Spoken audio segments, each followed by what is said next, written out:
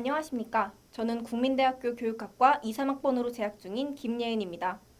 지금부터 인적자원관리 수업의 기말과제로서 저의 희망 직무인 HRD 담당자의 긍정심리학적 HR 실무 개선 방안 제안 발표를 시작하겠습니다. 먼저 HRD 담당자의 업무 및 특성에 대해 설명드리겠습니다. 우선 HRD 담당자는 기업에서 조직 목표 달성을 위해 필요한 인적 자원의 효율적 운영을 위한 전반적인 업무를 수행합니다. 따라서 그 업무는 교육 기획 및 실제 교육 운영이 됩니다. HRD 담당자에게 요구되는 능력 사항으로는 문서 작성 능력, 커뮤니케이션 능력, 데이터 분석 능력, 교수 설계에 대한 지식과 인력 운영 계획 수립 능력 등입니다. HRD 담당자는 기업의 다양한 업무 분야에 대해 다루고 성과 향상을 위해서 조직 구성원을 개발하는 역할을 담당하므로 개방적인 의사소통 능력이 특히 중요하겠습니다. HRD 담당자에게 요구되는 업무 태도로는 성실성, 규정 준수, 전략적 사고 등이 존재합니다.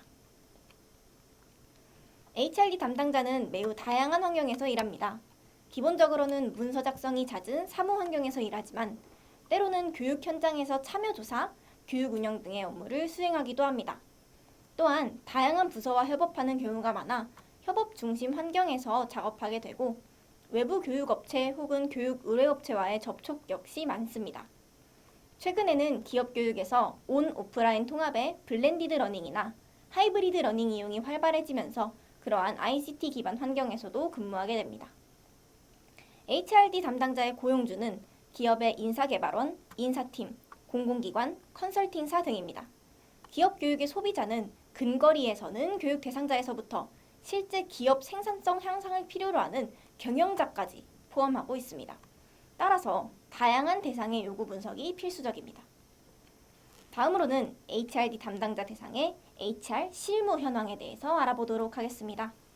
우선 HRD 담당자 채용의 핵심 역량으로 여겨지는 요소들은 교육 기획 능력, 분석력, 커뮤니케이션 능력, 조직 이해력, 또한 최근에는 DX, 즉 디지털 트랜스포메이션 능력까지도 중요하게 여겨집니다. 특히 신입을 채용하는 경우 이와 같은 핵심 역량과 조직 문화 적합성을 중시하게 됩니다. 조직 전체의 개발, 교육을 담당하는 업무 특성상 직무 역량 요소보다 조직 문화 적합성이 높게 평가되는 경우도 있습니다. 경력 채용의 경우 실무 경험 혹은 석사나 박사 등 학력 요소도 평가됩니다.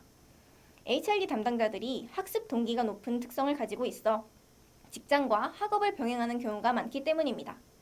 따라서 HRD 담당자의 선발 절차는 오른쪽 그림과 같다고 보시면 되겠는데요. 채용 공고, 서류 전형에서는 조직 문화 적합성을 중시하게 되고 또한 면접에서 구조화 면접, 비구조화 면접을 더불어서 실제 PT 능력이나 문제 해결 능력을 검증하는 행동 면접도 필요하게 됩니다. HRD 담당자의 교육 내용은 다음과 같습니다. 입사 후 신입 온보딩 OJT 교육이 이루어집니다. 이후 직급, 직무, 조직 전반의 문화 교육, 핵심 역량 교육 등의 범주로 나누어져서 교육이 이루어지게 되는데요.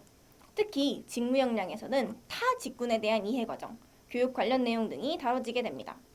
다만 학술적 요소의 경우 개인 개발 요소로 여기는 경우도 많습니다. HRD 담당자의 유지를 위해서 경력 개발 및 퇴직자, 퇴직 예정자 관리가 있습니다. 경력 개발의 경우 타 직무와 비슷하게 육성 전략을 수립하고 개인 경력 개발을 계획하고 개발 관리, 평가 및 피드백 순으로 진행됩니다. HRD 담당자들은 HRD 전문가 혹은 관리직으로의 경로를 선택하여 개발할 수 있습니다. 시니어 인적 자원 관리의 경우 경험과 숙련도라는 구성원들의 지적 자원 및 문화 축적을 위한 제도입니다. 이는 기업의 고용 안정성을 강조하고 구성원들의 긍정적 조직 경험을 향상시켜 조직 성과를 높일 수 있습니다. HRD 담당자의 성과 관리는 정성적 요소와 정량적 요소로 나누어 살펴볼 수 있습니다. 정성적 평가로는 새로운 교육 방식 시도, 프로그램 런칭, 업무 효율화를 위한 노력 등이 평가됩니다. 정량적 평가로는 교육의 횟수, 만족도, 동료 추천 지수, 교육 이후 성과 등이 평가됩니다. 이에 따른 보상으로는 연봉이나 성과급 등이 지급됩니다. 이에 대한 기업 예시를 인터뷰를 통해 알아볼 수 있었는데요. 학과 선배님 중 HRD 직무 현직자로 근무하시는 분들께 현재 근무하고 계신 조직의 성과 관리 및 평가 방식의 공유를 요청드렸습니다. 대외비 요소가 있어서 조금의 편집이 필요했던 점 양해 부탁드립니다. 한 기업에서는 개인 평가와 팀 평가를 연계하여 팀 평가 점수가 개인 평가 점수에 영향을 주게 되기도 하였습니다. 두 번째 기업에서는 목표 달성에 따른 성과 평가를 진행하고 있었는데요. 이에 대해 개인, 동료, 그리고 상사의 다각적인 피드백이 작용하여 연말 평가 및 보상에 반영되었다고 합니다. HRD 담당자의 복리 후생 요소로는 학습과 관련한 비용 제공 등이 있겠습니다. 이제부터 새 조직의 HR 실무를 비교해 보려고 합니다. 먼저 외국계 기업인 악사손해보험입니다. 채용에서 글로벌 기준의 역량을 적용하고 있으며 해외 파견 빈도도 굉장히 높다고 합니다. 산업 특성상 금융 및 보험 규제에 대한 필수 교육이 이루어지고 있고요. HRD 제도의 경우 각 직무별 교육 업무 담당 직원이 있고 그들이 교육을 진행할 때 이에 대한 컨트롤 타워로서 HRD 부서가 존재하여 전사 교육을 진행하고 있다고 합니다. 성과 관리 요소로는 명확한 KPI 활용 및 고객 효과성, 품질 향상의 지표를 활용하고 피드백 문화를 굉장히 중시하는 것으로 알려져 있습니다. 이에 따라 폭넓은 인센티브가 지급되고요.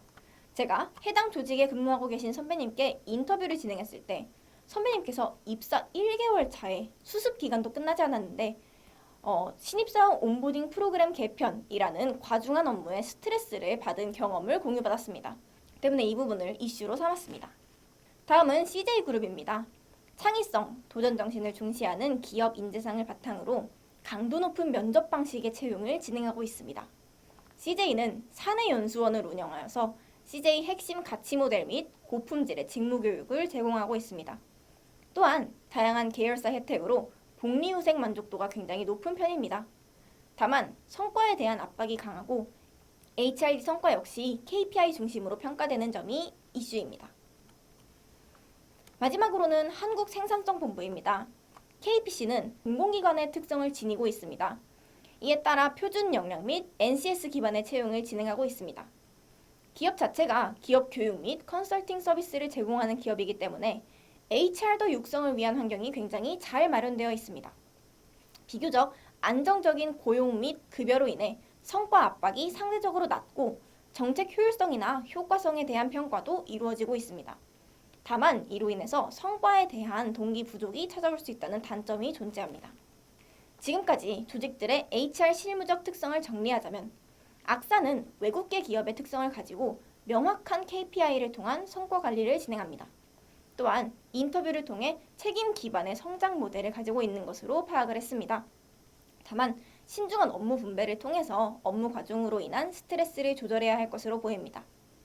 CJ는 창의성과 도전 정신을 중시하는 조직 문화로 구성원의 성장 및 개발을 지원합니다. 다만 지나친 경쟁 및 성과 압박으로 인해 조직 내 관계 혹은 직무 몰입에 영향을 줄 수 있어 직원 에너지 회복을 위한 복리후생 제한이 필요합니다. 마지막으로 KPC는 HR더에게 있어 성장을 위한 최적의 조직입니다. 다만 지나친 안정성으로 인해 자기 개발에 대한 동기를 잃어버리지 않게끔 지속적인 지원이 필요할 것으로 보입니다. 이에 따라 저는 다음과 같은 HR 실무 개선 방안을 제안합니다. 우선 책임 기반의 온보딩입니다. 악사사의 사례에서 긍정적 면모를 찾아내어서 전략적 권한 부여 및 긍정적 기대감을 통한 구성원의 성장과 자기 효능감 향상에 도움을 줄 수 있습니다. 또한 해당 과정 중 멘토링, 코칭 등의 관계 형성 OJT 프로그램을 도입하여서 구성원 간 고품질의 관계 형성을 유도할 수 있습니다. 다음으로는 에너지 관리 조직 문화입니다. 조직 구성원들이 업무 스트레스를 적게 느끼고 몰입할 수 있도록 스윗스팟 기반의 업무 문화를 형성해야 합니다. 이를 통해 작업을 통해 오히려 에너지를 회복할 수 있도록 할 수 있습니다. 또한 집중 회복 리듬을 만드는 마이크로 휴식 제도를 도입합니다. 그리고 성장 욕구에 대한 지원 복리후생을 확대하여서 HRD 담당자들의 학습 욕구를 지원할 수 있습니다. 마지막으로는 플로우 기반 성과 평가가 도입된다면 좋을 것 같습니다. 성장, 학습, 태도 평가 항목을 추가하여 과정 중심의 평가 요소를 통해 조직의 번영을 유도합니다. 또한 협업이 자주 필요한 HR더에게 팀 협업 기반 성과 지표가 그들의 직장 경험 향상에 큰 도움이 될 것이라고 예상합니다. 마지막으로 강점 개발 조직 문화를 확산을 하기 위해 전문성, 교육 이수, 목표 달성에 따른 포인트를 성과로 인정하는 프로그램이 필요합니다. 이는 긍정 심리학적으로 강점 중심의 직장 문화를 정착시키고 나아가 그것을 개발하여 조직 성과로 잇는 사이클을 형성할 수 있습니다. 제가 꿈꾸는 HR더의 길이 보다 따뜻하고 열의가 넘치는 현장이기를 바라며 이만 발표를 마치도록 하겠습니다. 발표를 들어주셔서 감사합니다.